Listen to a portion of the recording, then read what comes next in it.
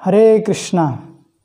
तो आज हम डिस्कस करेंगे कि कर्म बंधन किसे कहा जाता है।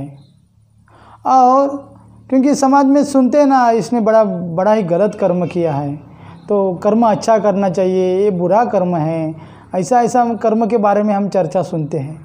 तो यह कर्म बंधन क्या है और इस कर्म बंधन से मनुष्य किस प्रकार छूट सकता है, और इसके बारे में शास्त्रों में बहुत जगह भी इसका वर्णन है। हम आज ईशोपनिषद के दूसरे मंत्र के आधार पर इसका चर्चा करेंगे इसकी हम।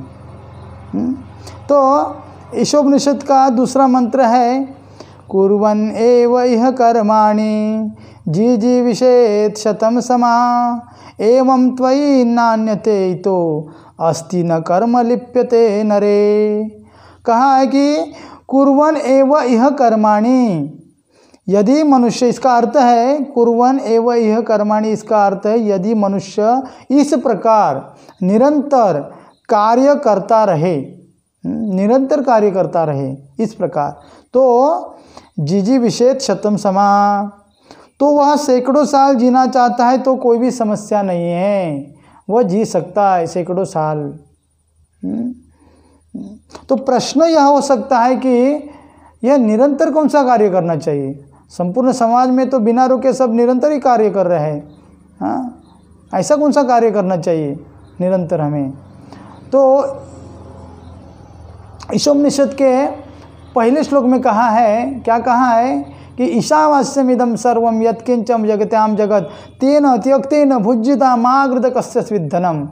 ईशोपनिषद के पहले मंत्र में कहा है कि इस ब्रह्मांड में जितनी भी जड़ और चेतन वस्तुएं हैं, वे वस्तुएं भगवान के द्वारा नियंत्रित है, भगवान उसके स्वामी है इस ब्रह्मांड के। हाँ, भगवान के निर्देश के अनुसार यह ब्रह्मांड चलता है। तो हमें भी क्या करना पड़ेगा, भगवान के निर्देश का यानी भगवान के उपदेश का पालन करना पड़ेगा। ठीक है, तो अगर हम भगवान के निर्देश का पालन करेंगे तो क्या होगा, इसका उत्तर इसमें ही दिया है, इस श्लोक में ही दिया है। एवं त्वयि नान्यते इतो अस्ति न कर्म लिप्यते नरे। कहा है कि अगर हम भगवान के उपदेश का पालन करेंगे तो हम कर्म बंधन से छूटेंगे, कर्म बंधन में नहीं पड़ेंगे। हाँ, अन्यथा दूसरा कोई उपाय नहीं है कर्म बंधन से छूटने का। भगवान के शरणागति के बिना, उनके आदेश का पालन किए बिना दूसरा कोई उपाय नहीं है। तो ठीक है, तो यह हम कहते हैं ना, तो ये कर्म बंधन क्या है, तो इसका उत्तर है कि इस संसार में हर जीवात्मा मरना नहीं चाहता है, कोई भी नहीं मरना चाहता है इस संसार में, और जीने के लिए कठिन से कठिन प्रयास करता है, कठिन से कठिन संघर्ष करता है केवल जीने के लिए। हाँ, मृत्यु की कोई चिंता ही नहीं करता है, और यह स्वाभाविक है, ऐसा करना उसके लिए, जीवात्मा के लिए स्वाभाविक है। क्यों स्वाभाविक है, क्योंकि जीवात्मा मरणशील नहीं है, जीवात्मा अमर है, लेकिन भौतिक अस्तित्व के बंधन के कारण जीवात्मा को यह शरीर बारंबार त्याग करना पड़ता है। इस शरीर का भौतिक अस्तित्व के बंधन के कारण, जिस प्रकार हम लोग क्या करते हैं, पुराना वस्त्र होने के बाद छोड़ देते हैं और नया वस्त्र धारण करते हैं, उसी प्रकार जीवात्मा भी शरीर त्यागता है। तो इस प्रक्रिया को क्या कहते हैं, पुनर्जन्म कहते हैं, पुनर्जन्म की प्रक्रिया कहते हैं, अर्थात इसे कर्म बंधन भी कहा जाता है। ठीक है, तो ऐसी परिस्थिति क्यों उत्पन्न होती है, यह कर्म बंधन की, यह पुनर्जन्म की परिस्थिति क्यों उत्पन्न होती है, यह जानना भी आवश्यक है ना।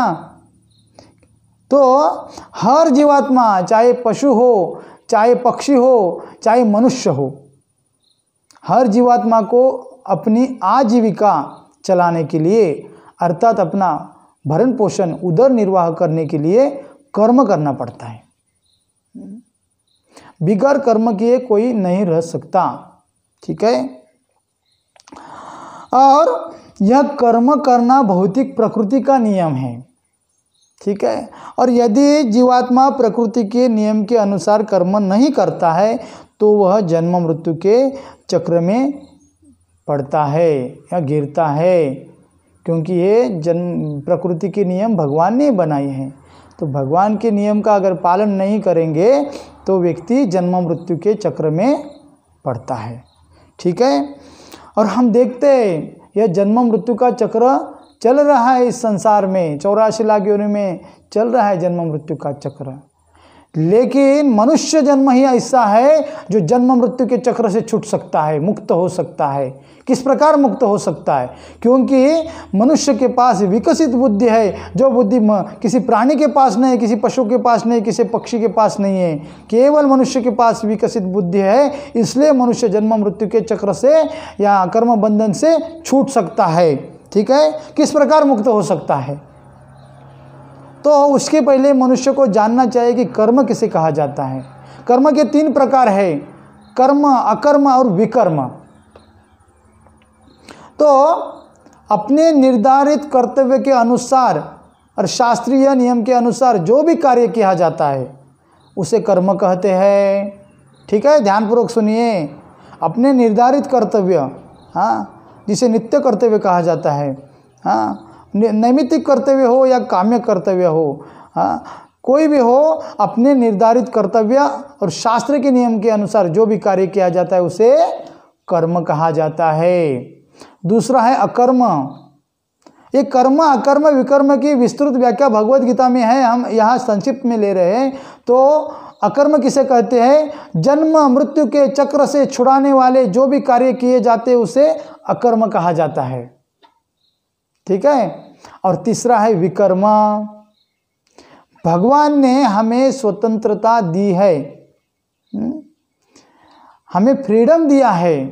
अगर हम उस स्वतंत्रता का दुरुपयोग करते हैं, हाँ, तो क्या करते हैं?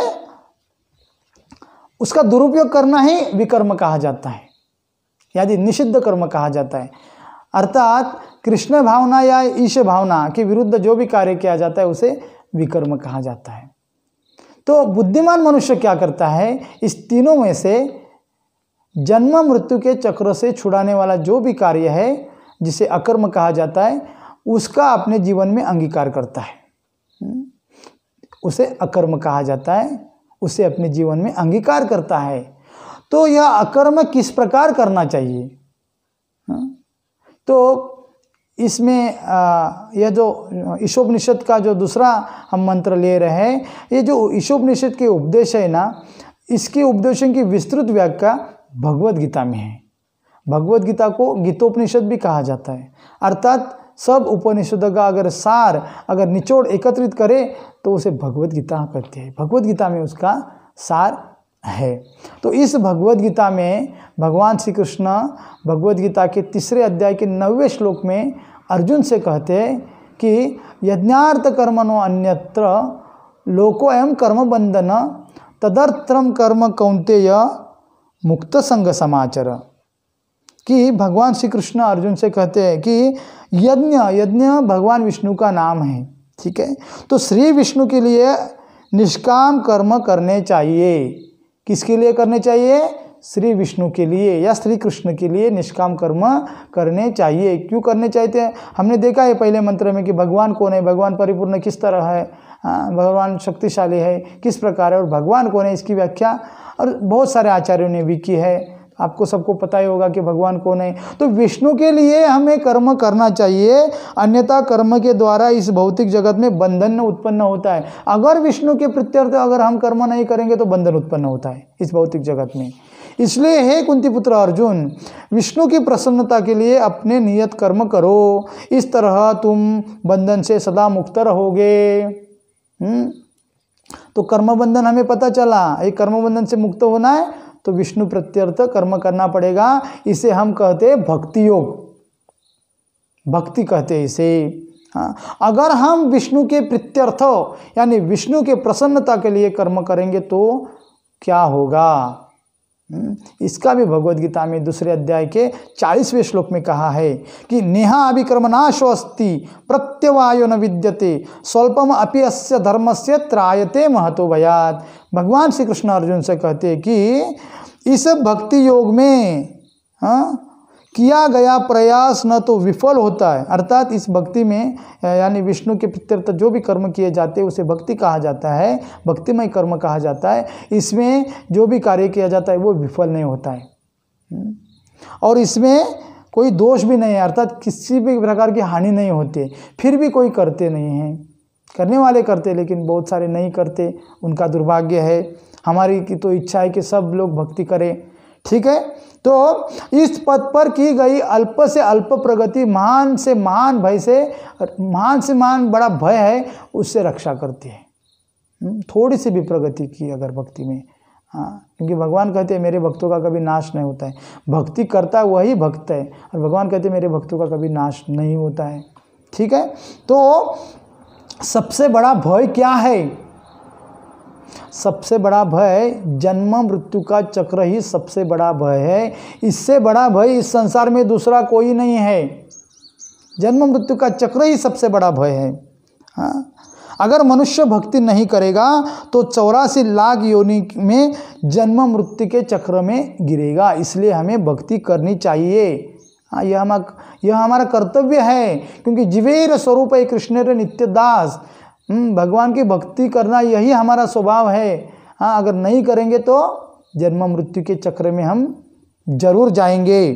तो ईशोपनिषद के इस दूसरे मंत्र के श्लोक का निष्कर्ष यह है कि हमें निरंतर भक्ति करनी चाहिए। इसलिए कहा है कि निरंतर कार्य करते रहना चाहिए, निरंतर भक्तिमय कार्य करते रहना चाहिए। जो भी कार्य करो उससे सेंटर में, उसके केंद्र में भगवान को रखो, फिर कार्य करो तो वह भक्ति हो जाएगी, भक्ति कहलाएगी, ठीक है।